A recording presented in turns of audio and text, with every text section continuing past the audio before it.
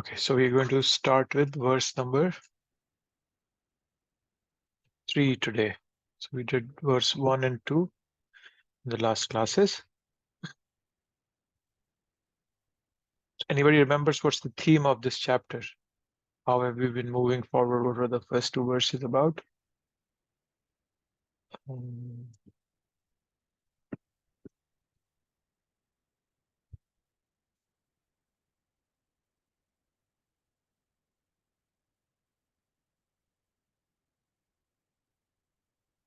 Anybody?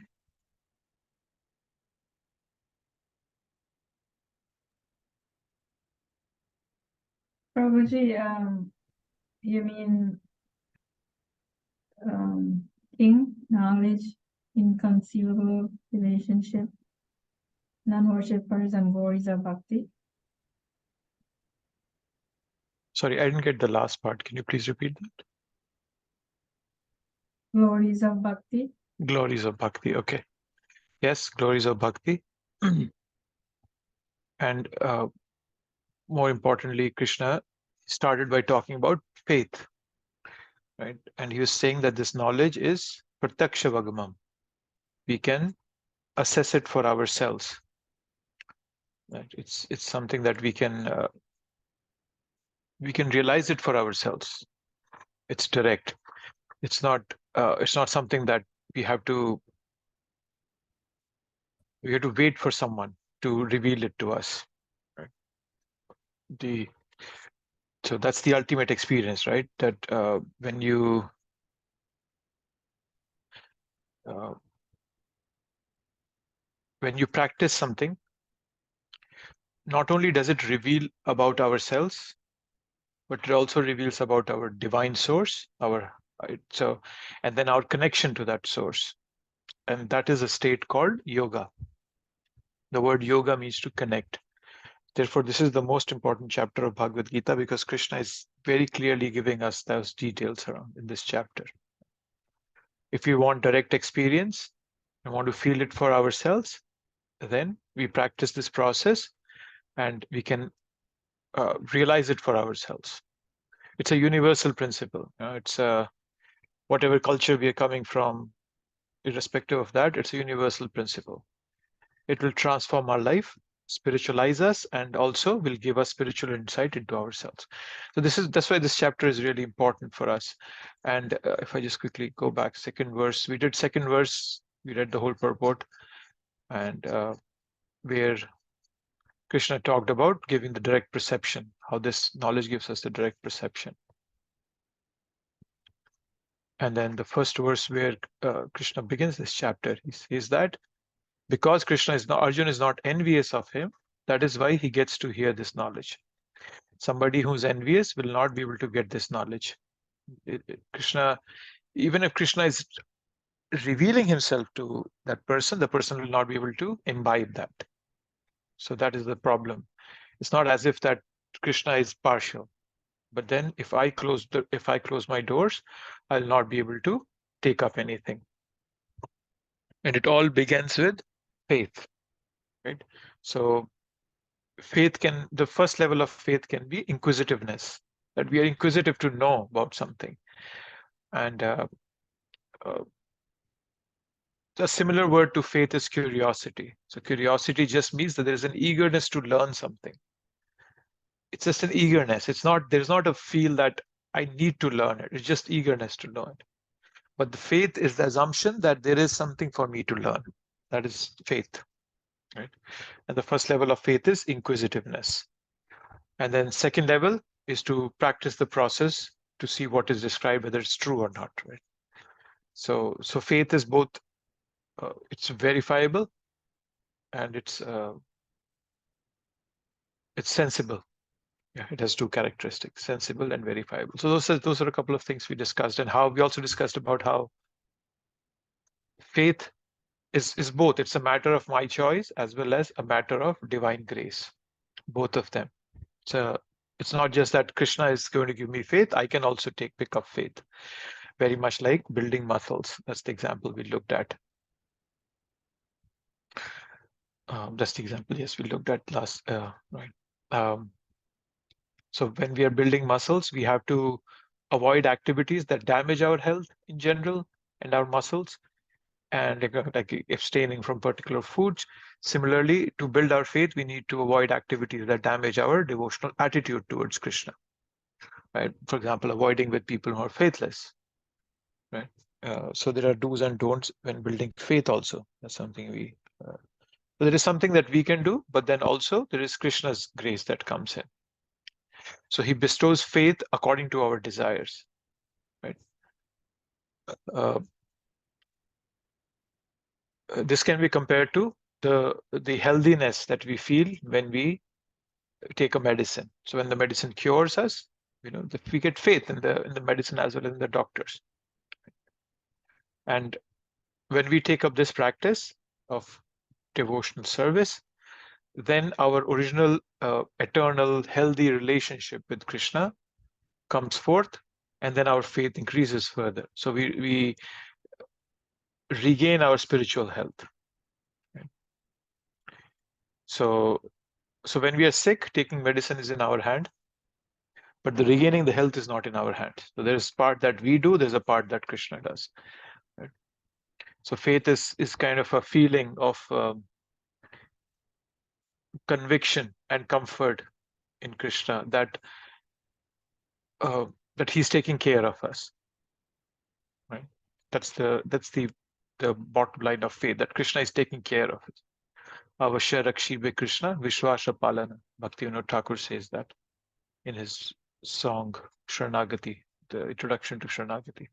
Avashya Rakshibe Krishna Vishwasha Palana. That Krishna will always protect me. I have this faith. Vishwash, I have this faith. So that was about faith. So we talked in detail about what faith was, and how we can avoid envy.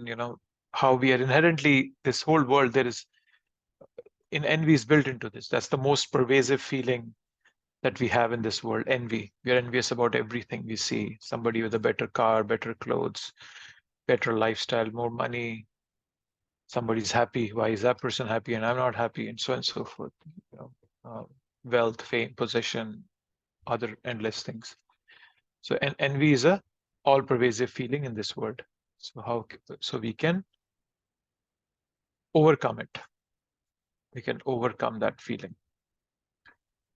So feeling of envy. So we all have this generic envy in our hearts where we want to be the center of this world and not have Krishna as the center of this world. So we want to be self-conscious, not Krishna conscious. And that's why Prabhupada named it as devotional service. He didn't say devotion, he called it devotional service. Because when we do service means we're using our senses in performing a sacrifice to please Krishna. Wherever we are, in whatever position we are, we'll all will have different services. Even so yes, so doing services for pleasing Krishna. So that's why it's called devotional service. So then we read the whole purport, the second purport. So, okay, so let's start with the verse number 3. Let's see verse 3.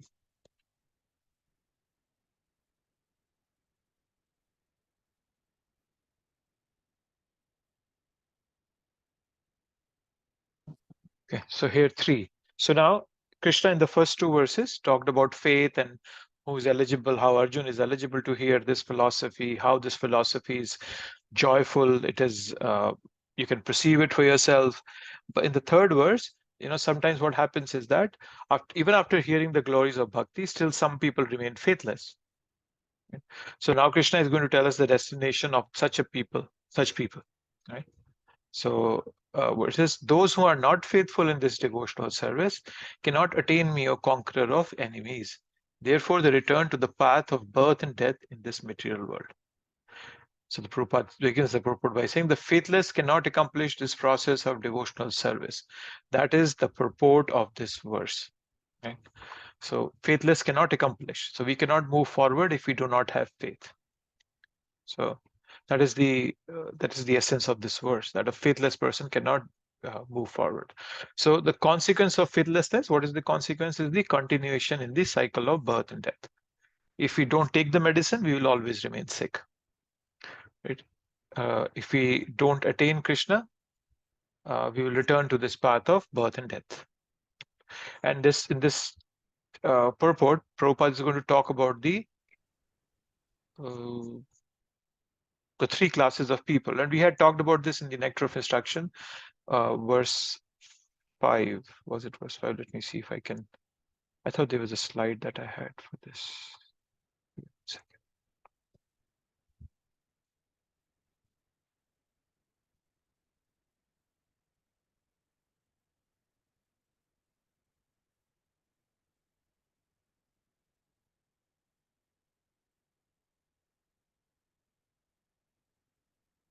So yes, this was the.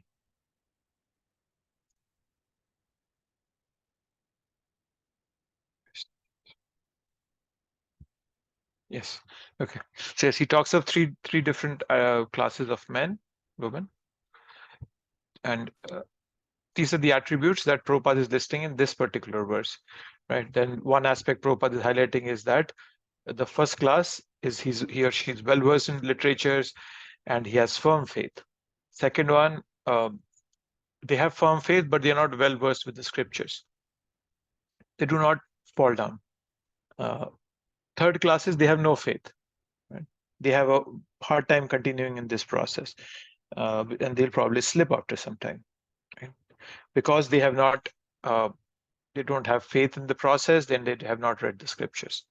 And Prabhupada, then okay, so this was what we had in the verse 5 of Nectar of Instruction.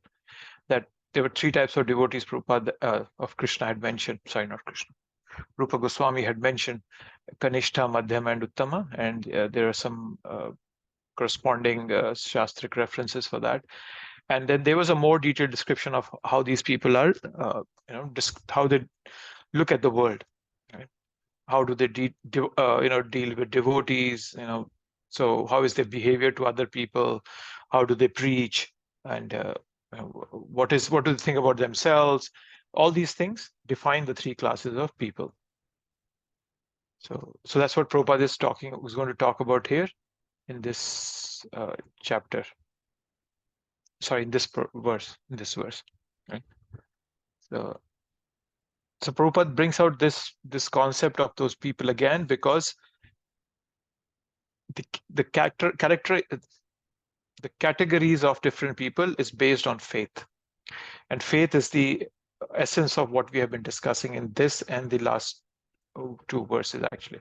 So faith is of most important. So Prabhupada is bringing out these three people again because the differentiation is based on faith, right? And he talks of all three of them and faith. But then coming back to the concept of faith, it's not like faith is something mystical. We already talked about it. Faith is not that. It's not just a matter of external engagement. It's also a matter of inner involvement. I may go to the temple, I do kirtan, I can do services, I can meet devotees. That's all good. Right? But then the heart has to change through all this. If internally I'm being eaten by doubts, if I am not striving to improve my knowledge of Shastras, devotional literature, then all that lack of knowledge and the doubts, they will start becoming visible externally. So if somebody is not working towards resolving doubts and building faith, then one will not be able to continue.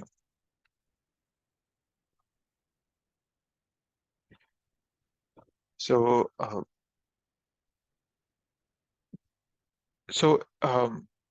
Krishna consciousness is meant to develop faith.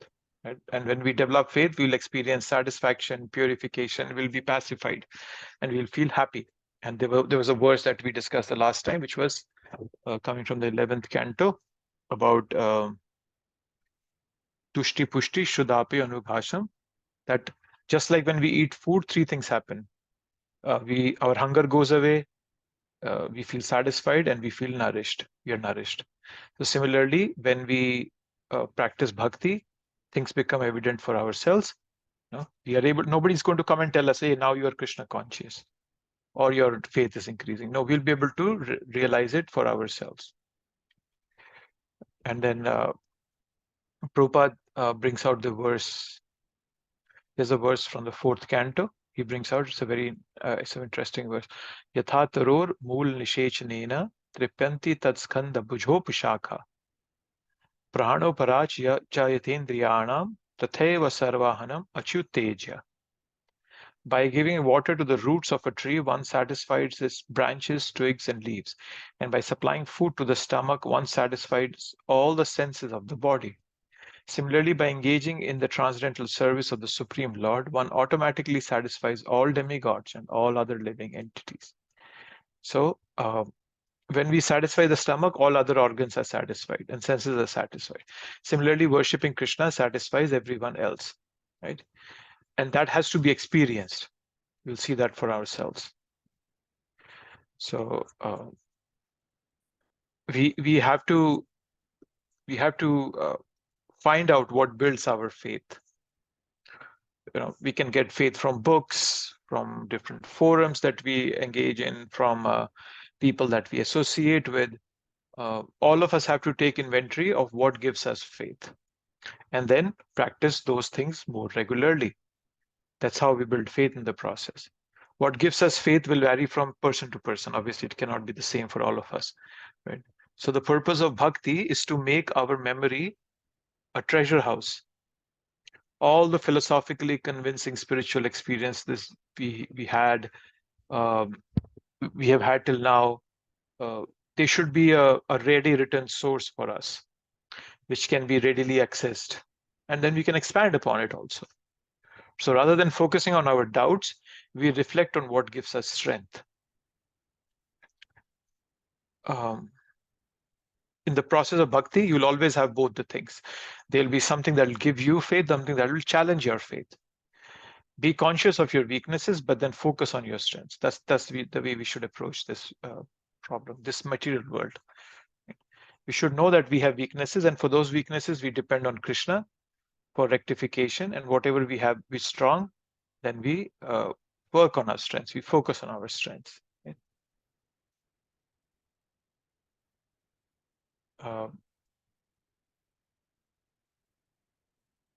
Yeah, those things. Yes. So, so do those activities that give us the satisfaction in our heart. And there might be many things that we don't understand or we don't accept. We can put them aside for the time being, let them resolve themselves over time, and also as we mature, many things will get resolved by themselves. Right? So, but then the change in heart has to happen. There has to be a deliberate action on our part. Otherwise, faith does not come. It takes it takes some effort at our end. We have talked about in the past that how initially there is Krishna's grace. It comes in the form of devotees, prasadam, services, so forth.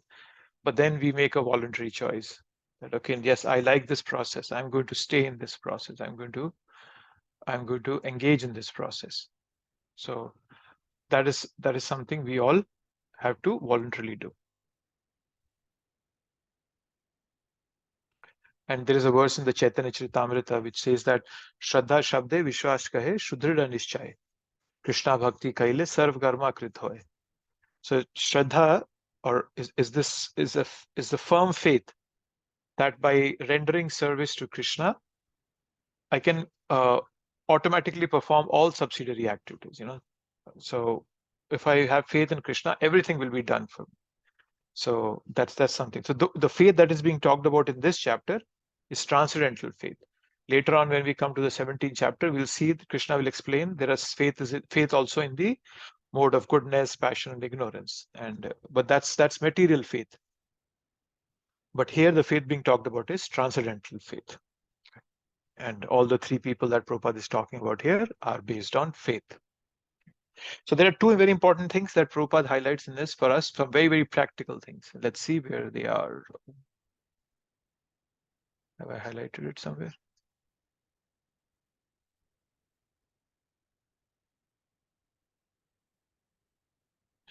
Yes, here it is. Let's read this. It is only by faith that one can advance in Krishna consciousness. As far as the development of faith is concerned, one who is well versed in the literature of devotional service and has attained the stage of firm faith is called a first class person. Is this what I'm looking for? Let me go through once again.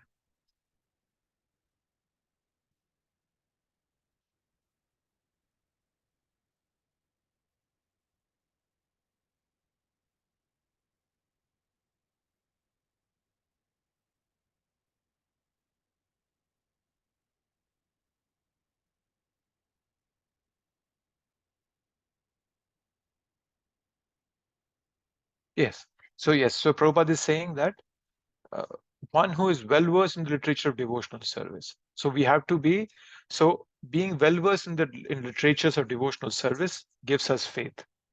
It's something that Prabhupada is highlighting here in the purport for us, right? That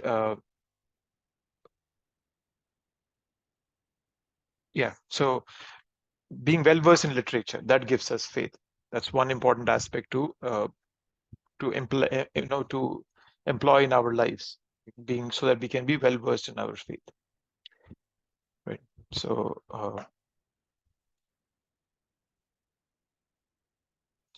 and yeah, and obviously many times we get pushed back because of doubts. Doubt is one thing that prevents us, or that pushes us back to practice sincerely, that holds us back from practicing sincerely. But understand that we cannot drive a car by pushing on the brakes as well as the accelerator at the same time. The car is not going to go anywhere. So we have to release the brakes. So brakes being the doubts. We have to let go of the doubts. So unless you openly discuss it, how will it get resolved? Right? Look at Arjun, this Bhagavad Gita. Every time he has a question, he raises his hand. Haribol, Krishna, how do you know this knowledge? How do you know this knowledge? Vivaswan how did you give this knowledge to Vivaswan? He was living millions of years ago. So don't surrender your intelligence. Surrender with intelligence. So that's what Krishna wants us to do. So faith will come when we surrender with intelligence, where we clarify our doubts, and then also take account of things that give us faith and keep them close to our heart so that we can always access them. So the first three verses of this chapter, they are is about developing bhakti by knowledge about Krishna, right? Faith. And then the next section that we're going to start now, 4 to 10, is about Krishna's inconceivable relationship with this material world. So this is a bit of a tricky few verses coming up. So let's see what these verses are. By me, in my unmanifested form, this entire universe is pervaded. All beings are in me, but I am not in them. Okay. So what Krishna is saying, by me, in my unmanifested form. Okay. So what is that? Krishna, Maya tata idam sarvam jagat avyakta murtina. Avyakta means it's unmanifested. Murtina, form. So it's unmanifested form of Krishna. So this entire universe is pervaded. So how is this? What does Krishna mean here? So Krishna here is talking about his Brahma Jyoti, right? So so the Brahma Jyoti is the all-pervading spiritual light that exists everywhere, right? And it's you can say there is this ultimate spiritual reality that underlies the material manifestation. So Sarvam Jagat means it's pervaded, it's all pervaded. So Krishna in his Brahman form, or you can say that in his Brahman form, is all pervading because that's existing everywhere. So that's what Krishna means here with this first part, that in unmanifested form, I'm pervaded. All beings are in me, but I am not in them. Right? So how are all beings in him?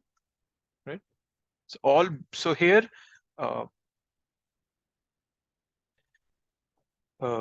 so Krishna kind of, before we get into the second part, Krishna is starting the description by saying that he pervades all existence. Right? whatever is out there are his energies. We have read this in the 7th chapter, right? Bhumi rapu nalo vayu kham mano buddhi revacha ahankara itiyamte bhinna prakrti rashtada. Tapratram, and then he says that, yes, so that all these material energies are in me. So all that energies are Krishna's. And he's like the thread going through the pearls. Sutre mani ganaiva.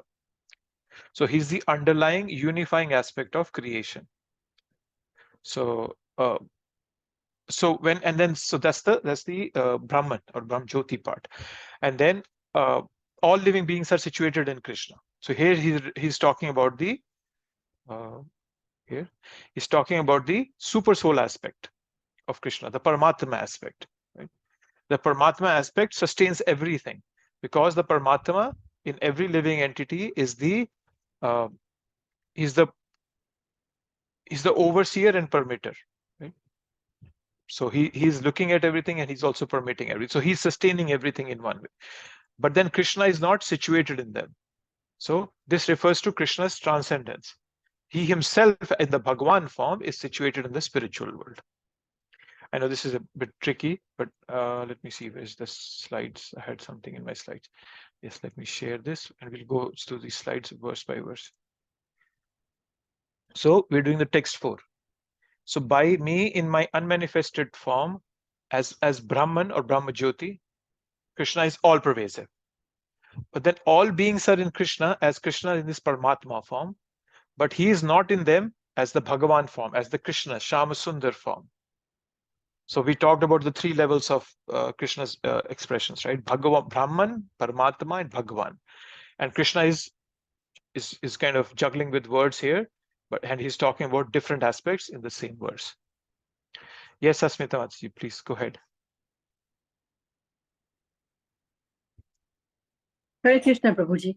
Hare Krishna. So you just mentioned that Krishna is in everything, but everything is not in Krishna. I mean, I'm sorry, the other way around. So so is that also like with the creatures that has lower intelligence, or he's not in the creatures that has lower intelligence, like dogs and cats? Krishna as Paramatma is present in every atom in this entire creation. Prabhupada, the book Science of Self-Realization, if you see, there's a picture on the cover where there's an atom and there is Vishnu form there. So Krishna is present in every atom in this creation. Forget about every living entity automatically has Krishna, whether cat, dog, amoeba, bacteria, whatever it may be. But even in non-living things, Paramatma is there. But what Krishna is saying, that he is, as Paramatma, he is everywhere, right? Everything is in him because he's a Paramatma sitting in everybody's heart. So nobody can run away from him. In that way, they all are in him. But I am not in them means he is not in them as Bhagavan. Bhagavan is separate in the spiritual world. Krishna in the Shyam Sundar form is separate in the spiritual world. So I think your question was whether he's present in the lower animal. He's present in every living entity as Paramatma. Did that answer your question, Adi? Yeah. He's I mean, I understand that you said he is present in every living entity, but as Krishna, as Shyam Sundar, he's not, right? He's not. Yes, he's not. Yeah. So that's what Krishna is establishing in this verse, that everything is there. So what Krishna wants to establish here is that, don't think that my job is only to take care of this world. It's not that God's only job is to take care of this world. It's not like, for example, as parents, child might think that my parents' job is to 24/7 take care of me, but that's not the case. The parents have their own lives also. They have their own friend circle, they have their work, and so on. Similarly, what Krishna is saying is that, yes, this world, I have a manifestation of mine is taking care of this world. But me as Shyamasundar, as a Bhagavan, as a form, also have a spiritual world of my own where I am having fun with my friends and family members. That form is not there in this world. It's not pervasive. That's not the one that's pervasive. For the pervasive part, it's the Brahman, and for all beings, I'm there as Paramatma. So Okay. that's Okay, the Prabhuji. Thank you. Hare You're Krishna. Hare Krishna. Okay, and anybody else has any thoughts on this verse? These next 6 verses are a bit, tricky, confusing can be. So please feel free to let me know if you have any thoughts, any points to bring out. Hare Krishna Prabhuji, Dandavatana. You were mentioning that Paramatma is present in non-living beings also. Yes, Paramatma is in every atom in this creation. But the difference is between, like for us as living entities, we have Paramatma, and then I am that individual soul sitting along with Paramatma. Okay, so you might have seen that analogy many times. It's given that there are 2 birds on a tree. And one of those birds is constantly eating the fruits of the tree. Sometimes it's sour, sometimes it's sweet. And the other bird is just sitting there, waiting for this other bird who's tasting the fruits to turn back and look at that. So the Paramatma is that bird who's not tasting the fruits. I, as a living entity, am the one who's tasting the fruits of this material world, analogically the tree. But then when you talk of a rock, for example, the rock has the Paramatma, but it doesn't have a living entity in there. That's the difference. So yes, sometimes people say, oh, Bhagwan is everywhere. Yes, Bhagwan is everywhere. But then the living entity is not everywhere. The living entity is what makes the material things move. Right? This body, every atom might have Paramatma in there, but the movement of the body or the material thing will only happen when a living entity comes and interacts with it. That's the difference between a living entity and a non-living entity. Thank you, Prabhuji. You're welcome.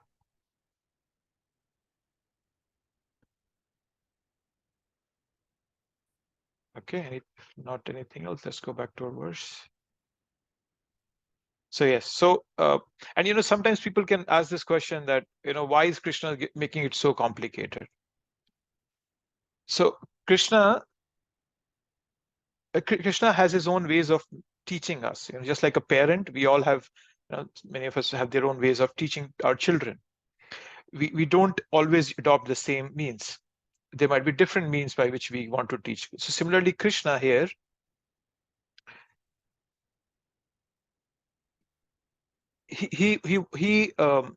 I'll give you an example.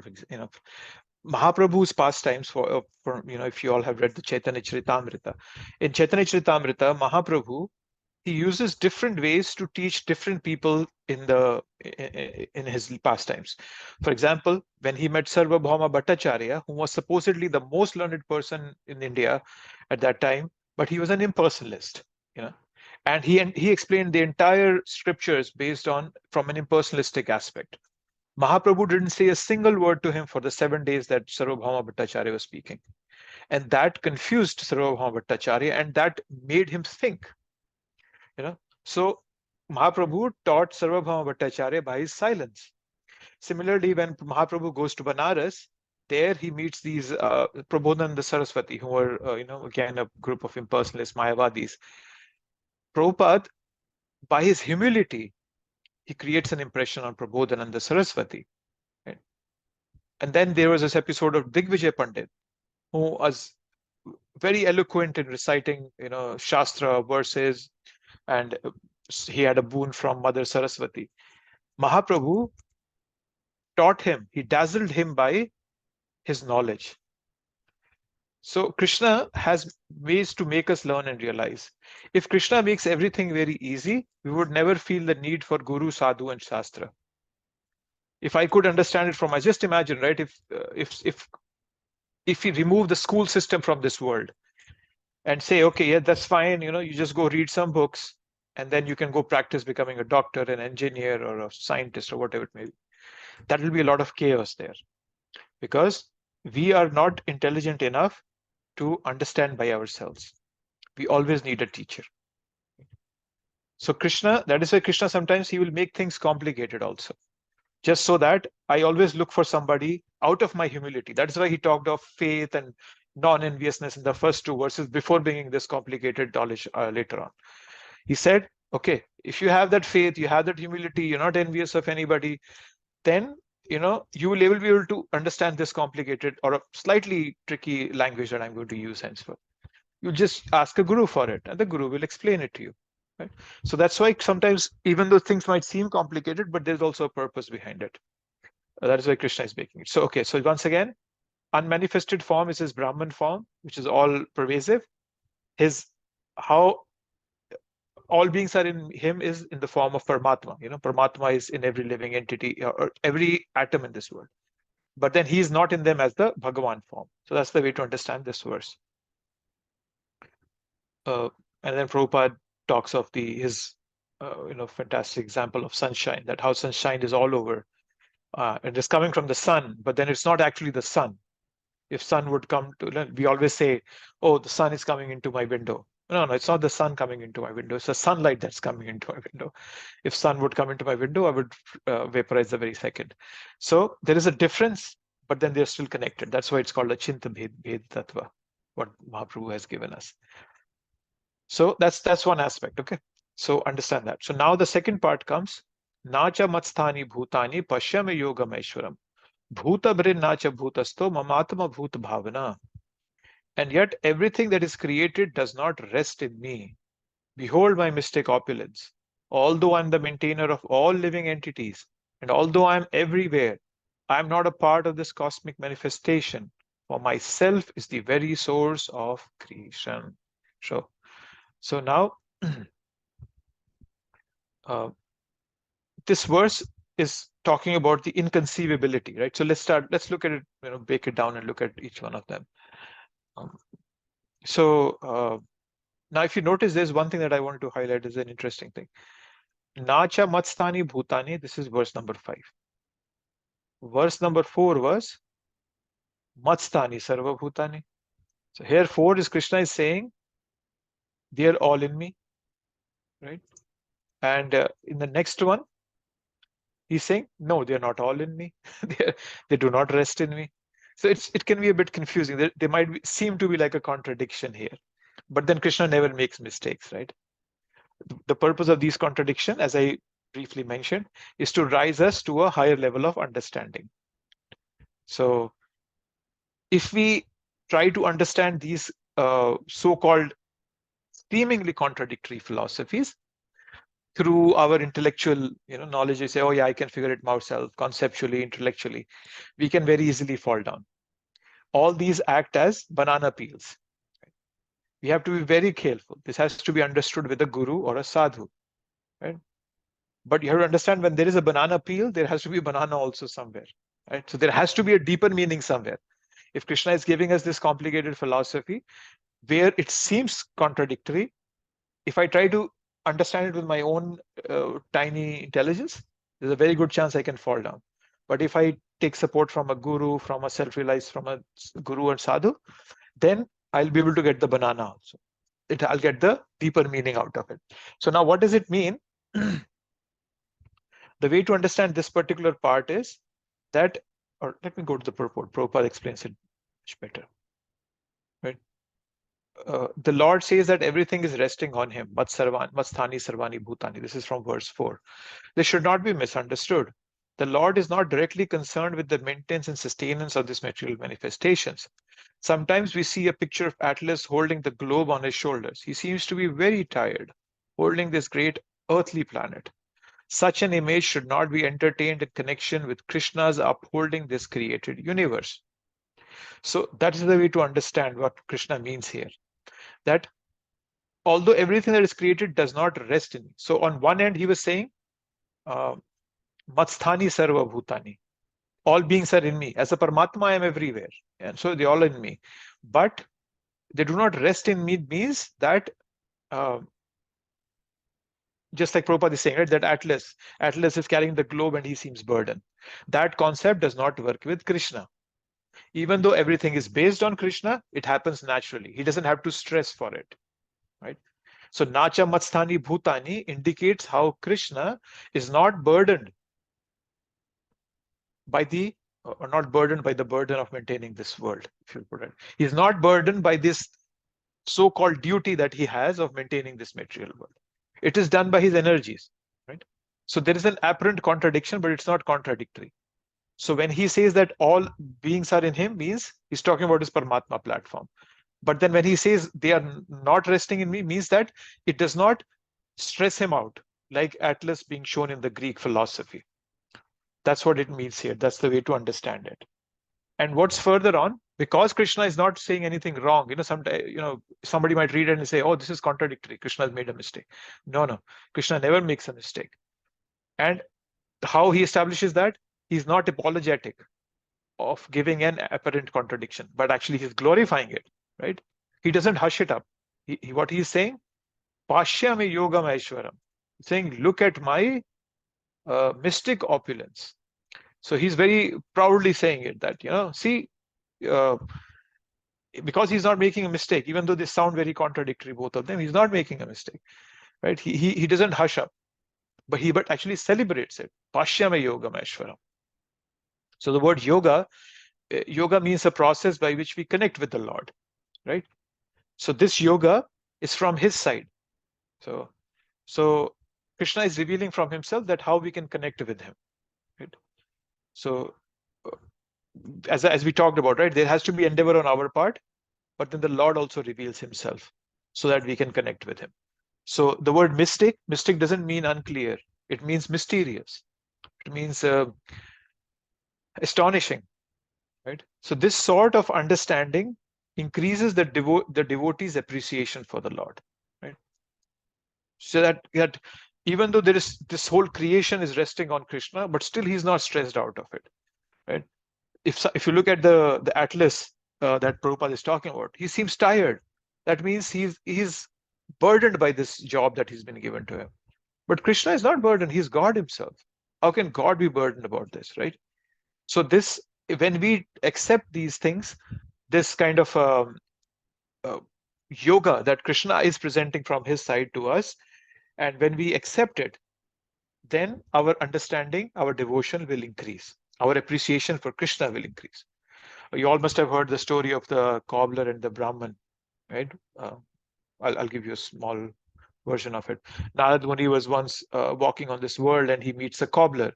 And the cobbler says, when you go meet Narayan next time, ask him, when will I get liberated from this material world? Narad Muni said, okay, I'll do that.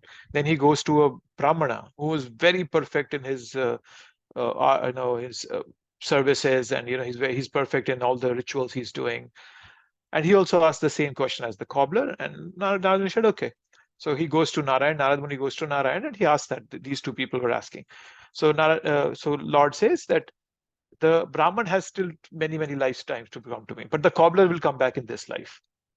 Oh, that surprises Narad Muni a bit, but still he goes back and he tells the Brahman that, you have to be here for some more lifetimes.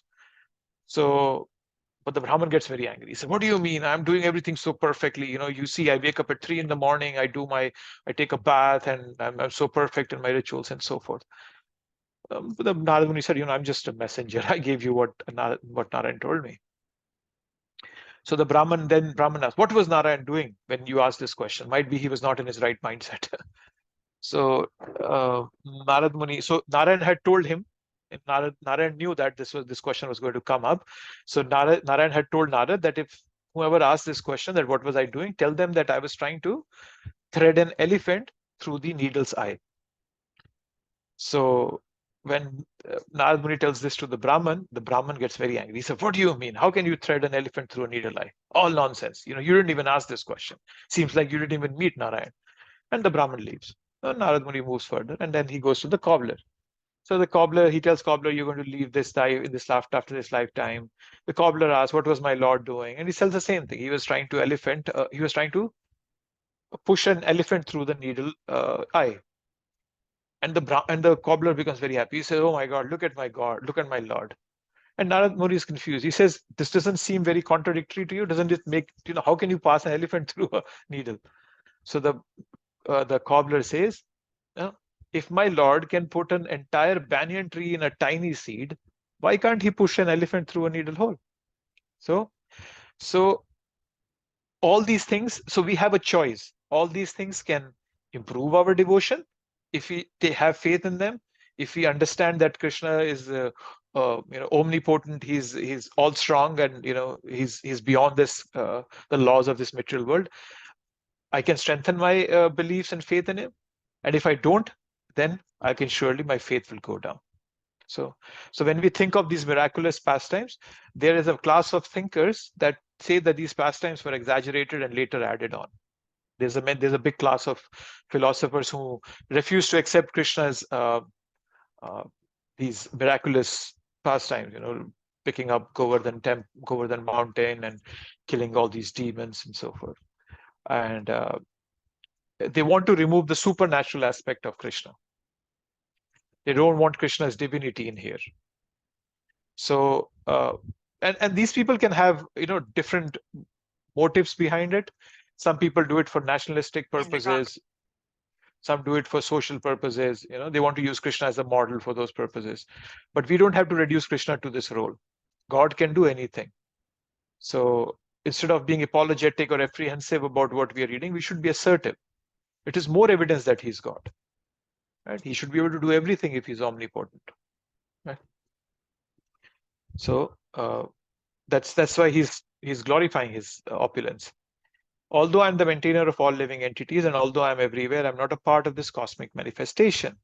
So he's not a part of this cosmic manifestation. Right? So he's saying that I'm the maintainer of everybody. So he's Bhutabrin, he's the maintainer, but he's not situated in them. So what Krishna means by this, that he's the maintainer, but he's not caught up in the maintaining activity.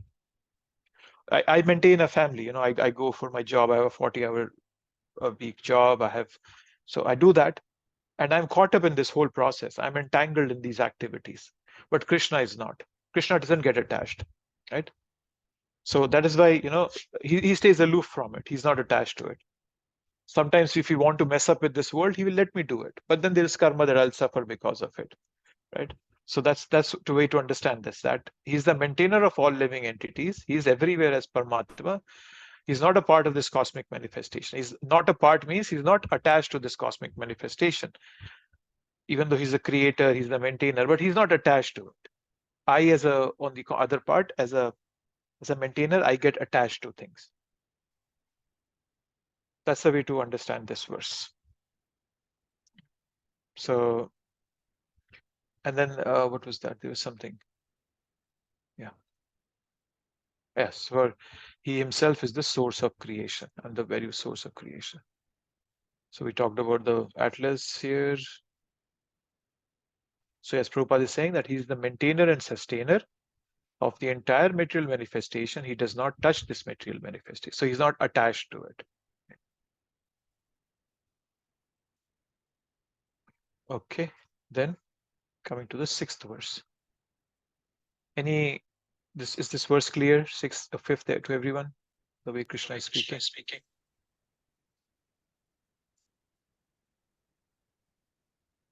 Yes, Prabhuji, it's clear.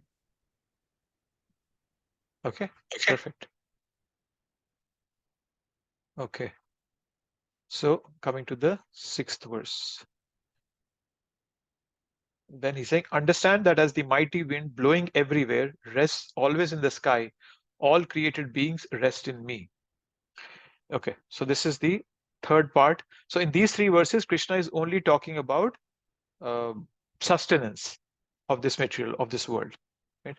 He talked about that, how he's all pervasive, he's in every part, and everything is resting on him, and so on and so forth. So he's just talking about the sustenance part of this creation. So this is the 3rd verse in the sustenance aspect that Krishna is discussing. So he's saying that he's just as air is situated in the sky, similarly all beings are situated in me. So it's unlimited freedom in a limited framework, as I would put it. Right? Say, for example, when we tie a horse to a pole, the horse has unlimited freedom till the rope is till the length of the rope. Beyond that, the freedom is not there, right? Similarly, we have an unlimited framework in a limited frame. We have an unlimited freedom in the limited framework, right? So Krishna has given us freedom, some amount of freedom, with which we can all act. For example, we all are here in this discussion group here, and I can mentally walk away from here. I can switch off my camera and just start doing something else. So that's the choice that I have. That's the freedom I have. But then my freedom is not unlimited. It's not like I can develop wings and just start flying off. No, I cannot do that. So Krishna is describing the mystical relationship. By having some restrictions and by having some freedom, based on his compassion. So he's given us some restrictions and some freedom, and based on his compassion. So, but then he's not attached to us. Going back to the last verse, we can get attached. Let's say I get attached to my family and children, but he does not get attached. So he gives us freedom. He lets us act.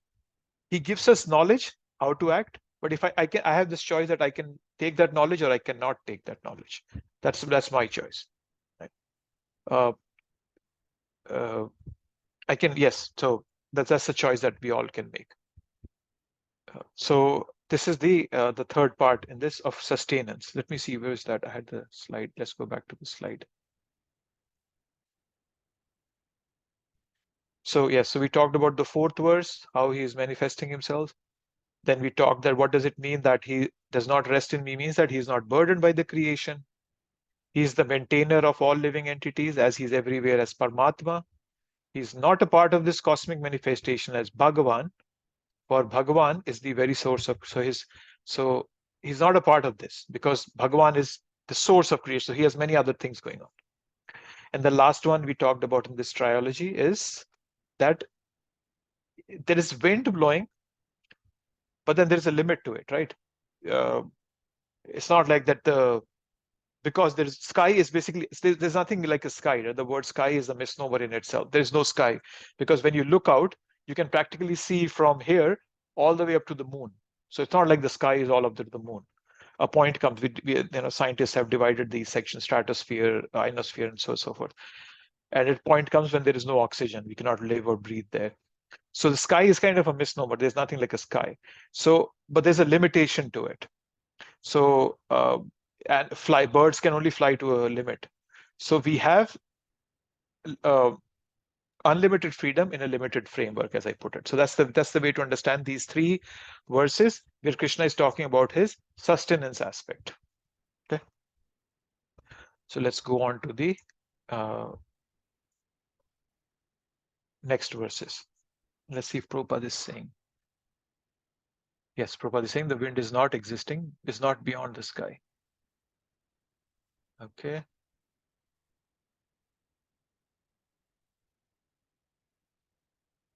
Yeah. Okay, so now 7, 8, and 9, and also 10, you can say, Krishna is going to talk about the destruction and the creation part, role that he does. So what Krishna is doing in this chapter is, first of all, he's teaching us, you need to have faith in me. You have to be non-envious.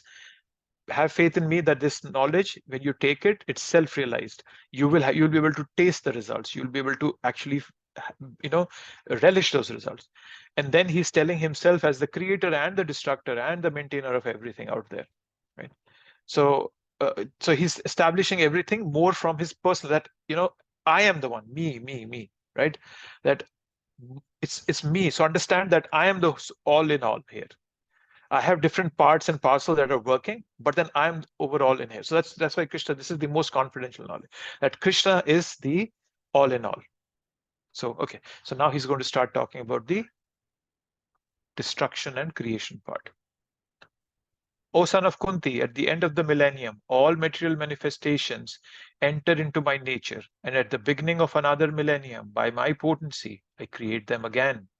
Right? So here now, Krishna is starting talking about, as I said, about the destruction and the destruction part, right? So he's talking about the beginning of Kalpa. Right? So now Krishna is taking the development of the thought to a more personal level, right? And if you remember, in the 8th chapter also, Krishna talked about something similar, right? In the, which verse was that? It was 19th verse, I think. Let me see if I can find that verse quickly.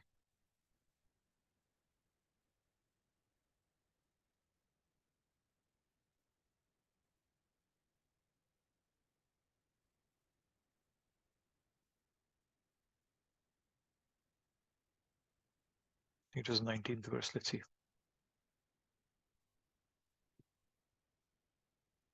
Yeah, 19th. Again and again, when Brahma's day arrives, all living entities come into being, and with the arrival of Brahma's night, they are helplessly annihilated. So this is very similar to what we are reading here.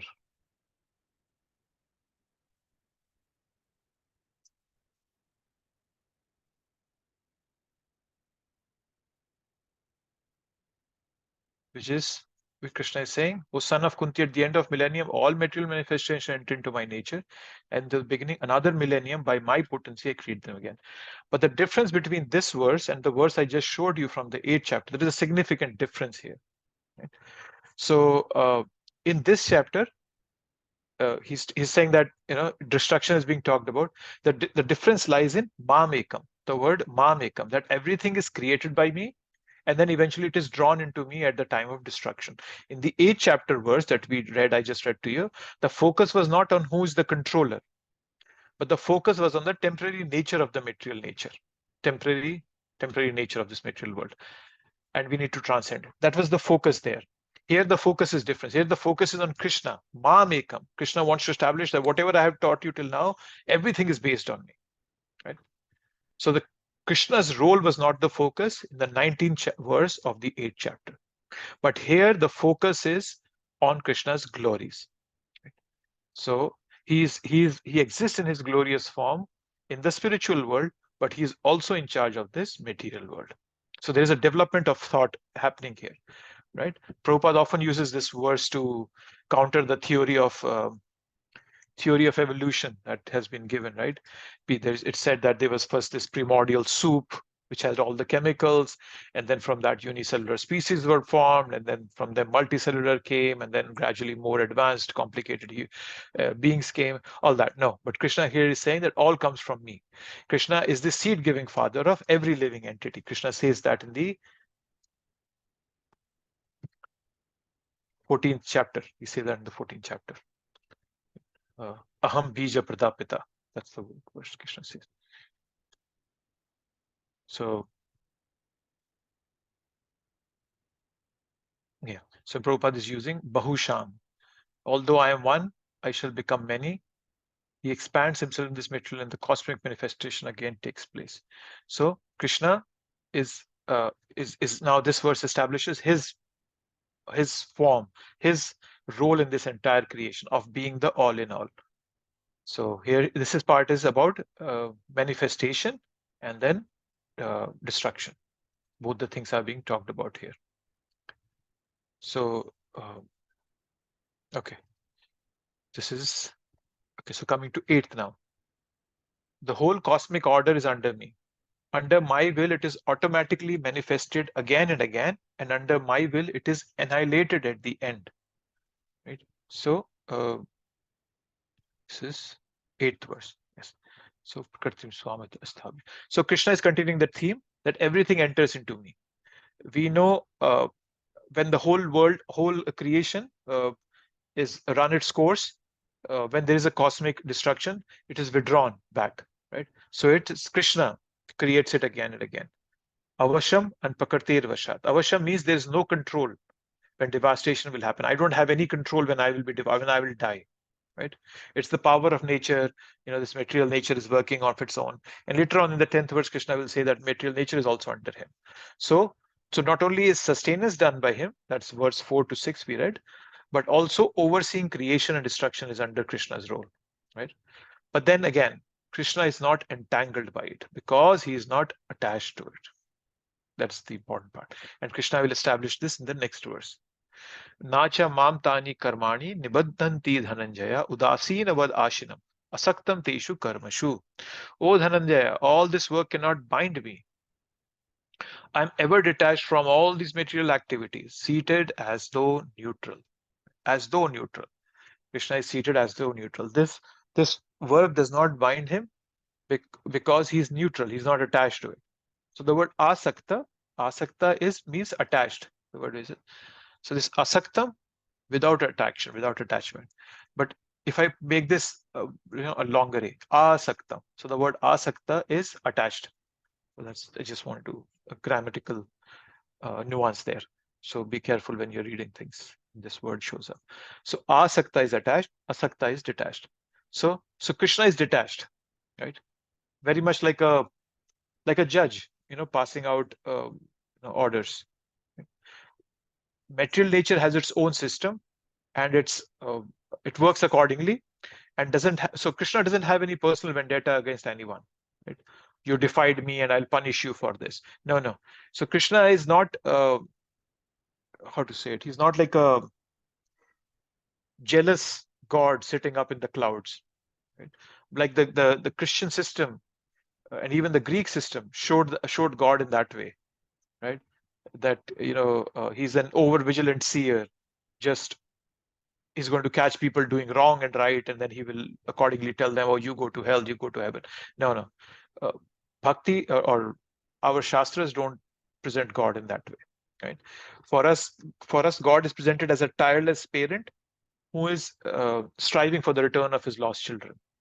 He doesn't just await, but he even accompanies as Paramatma in every living entity. So, but he's not attached. That's the bigger thing to pick up from here, right? If someone sets fire to a house, it's a crime. He has to pay for it. There'll be suffering coming to him, right? But then you cannot blame Krishna for that. Krishna has, and the important aspect to understand here is that Krishna, he has created the system, but he has not forced me to get into that system. The system is there, but I voluntarily interacted with the system and became a part of it. So that was my role, right? Until I had not interacted, everything was just sitting right there as it was. But I voluntarily made a choice to interact with it. And that's where the whole problem begins. Okay? So there are prisoners suffering in the jail, but we cannot blame the king for the suffering, right? Prisoners did the wrong action, now they're paying for it, right? I desired to enjoy separately from Krishna, and thus accordingly I was sent to this correctional center. This world is like a correctional center. So Krishna is not emotionally attached to it, right? So this is it's shedding a light on the incriminating role that I have as a soul in the entanglement that I have got myself into, right? Because I had a desire to enjoy matter. Right? I have come in here, I'm enjoying good, bad, and but then we cannot blame God on that. We cannot blame God for that. That is why he's stressing that I'm not responsible for all this. So we have to take responsibility for our actions and their concomitant reactions. And by doing that, we can take the initiative to act auspiciously, right? If I get to realize that, okay, I'm suffering because of what I did in the past, I should not do those same activities again.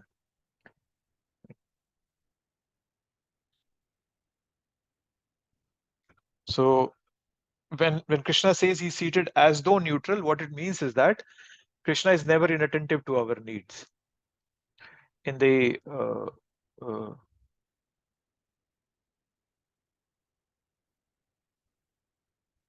in second canto, there is this verse, 2.3.10. Akamava sarvakamava moksha kamodhariti tivrena bhakti yogena yajeta purusham param. Whatever you need, go for Krishna, whether the desire is material or spiritual.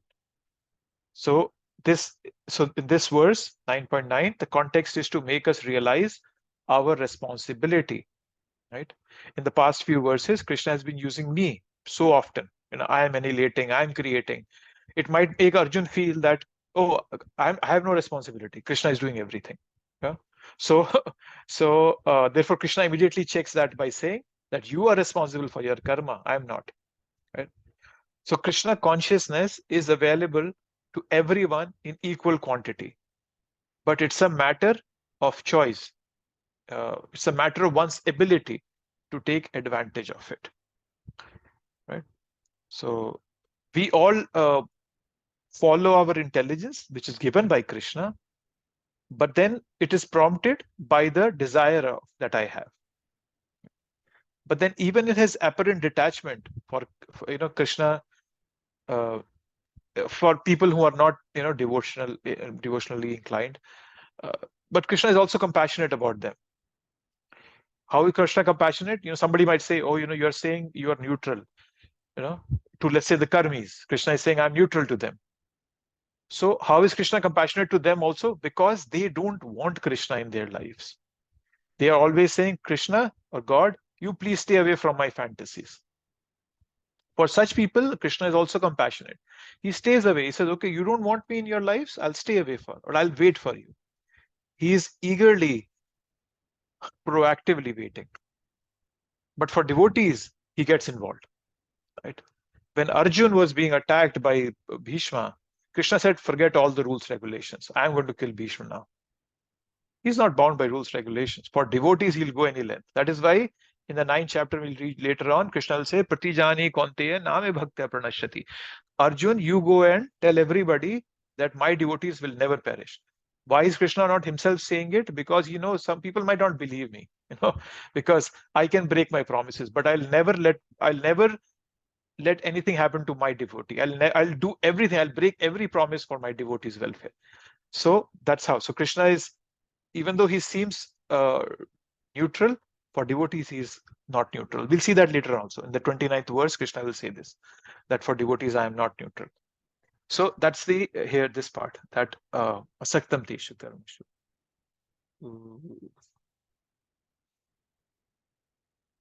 Yes, so Prabhupada is establishing this with this verse from Vedanta Sutra. Vishamya nair ghrinya ita. He is not situated in the dualities of this material world. He's transcendental. He's not attached to the creation analysis. So even though he's directing it, but he's not attached to it. That's the key to understand it. Okay, one of the most important verses of this chapter, and this might be also something you have to memorize. Maya dhakshena prakriti suyate sacharacharam hetunannena kaunteya jagat viparivartate. So now, having told everything about this material nature, how it's working and all that, Arjun might think, oh, you are responsible. So then, but Krishna is saying, no, I'm not. You are responsible for your own karma. But understand that even though I've set up a system, this whole system is also under me.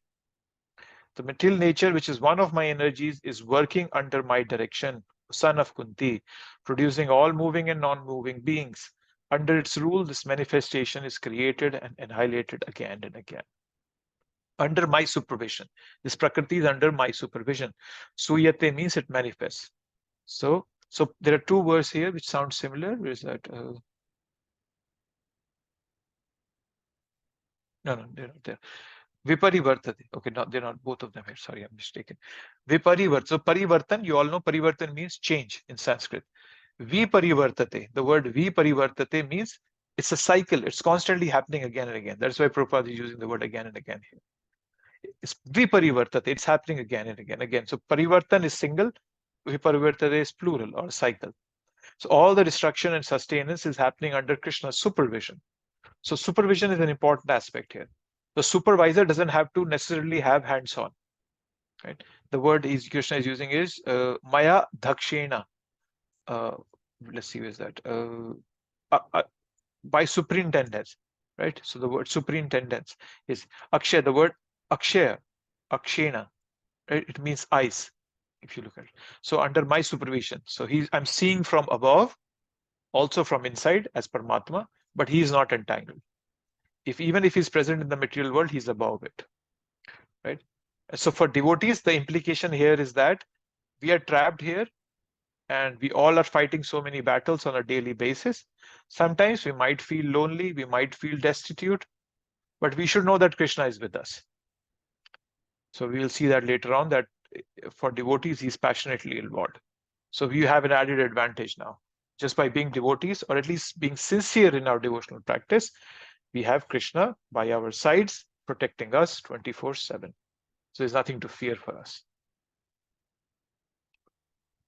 All these activities, all these living entities, although born under the glance of the Supreme Lord, take their different bodies according to their past deeds. So the Lord is not directly attached to this material creation. Yep. So in summary, material nature without the superintendence of the Supreme Personality of Godhead cannot do anything. The Supreme Personality is detached from all these material activities. Okay, this is the last verse in this section of. So we had 4 to 10 was Krishna's mystical or Krishna's inconceivable relationship with this material world. So that's what we read, we discussed today. I won't start the 11th verse today. That's a completely different section. It might even be a bit confusing. So I'll keep that for next time. Anybody has any thoughts or any comments, anything to bring out? Anything we didn't understand? Hare Krishna Prabhu. I would like to understand the Achintya Abheda Tattva a little bit more. Achintya Bhed Abhed Tattva. Hmm. So Achintya Bhed Abhed Tattva means, if you look at the literal meaning of that, is simultaneously oneness and difference. Okay. So the most common example, or actually two most common examples that Prabhupada gives. One is of a sunshine. So we cannot say that the sunshine is separate from the sun, but at the same time it is also separate. So understand it that way. Even though the sunshine is emanating and originating from the sun, but still it's not the sun by itself, because if you see, there are three different aspects. There is the sunshine, there is the sun globe, and there is the sun god sitting in that sun globe who's maintaining everything. So it's also sun. If you composite, all these three different things are still the sun, but then they're also different in the sense that the sunshine is different than the sun. So that's one example. The other example that Prabhupada gives is of the fire, right? That so the fire has two aspects to it: light and heat. So even though they seem separate, right? Light is separate and the heat is separate, but then are they separate actually? No, they're not separate. They are a part of fire in itself. So that's the way. That's a brief way of saying it, I would say. Of understanding what Achintya Bhed Tattva means. That's one way of looking at it, Mataji. Achintya Bhed Abhed Tattva. So Prabhu, we can understand it that in this way, like that Krishna has a personal form. Mhm. So at the same time, he has his Paramatma form, through which he is to be in it, and he is at the same time not in it. So is this what my understanding is correct or not? Yes, that's also a good example for Achintya Bhed Abhed Tattva philosophy. Okay, So, Prabhu. Yeah, that's what I yeah. wanted to understand, because sometimes it confuses me. So Yeah, thank and you. another practical way of looking at this philosophy that Mahaprabhu presented it to us, that many people say the Krishna is only impersonal, or God is only impersonal. Some people say God has only form, he cannot be impersonal, right? Mahaprabhu united both of them in this Achintya Bhed Abhed Tattva philosophy. What that means is that he's saying that why cannot God simultaneously be impersonal as well as has a form? Why cannot that be? So why do you have to separate him? Why are you limiting God's power and his omnipotence, right? So that's another way of looking at it, is that his some people say it's impersonal, so no, you cannot be anything else. So what Mahaprabhu taught us is that he can be anything according to the person's desire, but his topmost form is of Krishna as the Sham Sundar sitting in the spiritual world, right? So that's another way of looking at it also, right? Like, for example, I'm not sure if this example fits in there.